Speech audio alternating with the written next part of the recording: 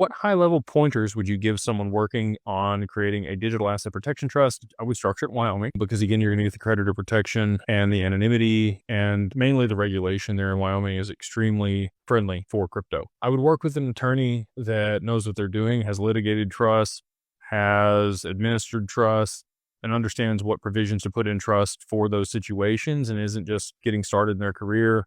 They've got a lot of tenure and understanding of what's going on. I would look at adding different clauses to your asset protection trust to make sure that it meets the criteria and how you want to manage your estate over the long term. If it's over 100 pages, it's probably too extensive and too rigid. If it's less than 30 pages, it's probably not as robust as you need. So somewhere in between those two amounts is probably going to be the sweet spot for you to capture everything that you want inside that and also give you the ability to be malleable because you want things to be flexible with it. You're going to want to pick a good distribution trustee, somebody that you trust enough to help you out. Obviously, they do have to do things to make sure that they're abiding by what they're supposed to do and not just give you your assets out of your trust anytime, especially if it is to pay off creditors. That's their job, to protect you in that situation. Work with a really good attorney. I would try to make sure that you're finding the best attorneys to work with that understand digital assets and are going to set it up the right way. And, a lot of what I just mentioned there.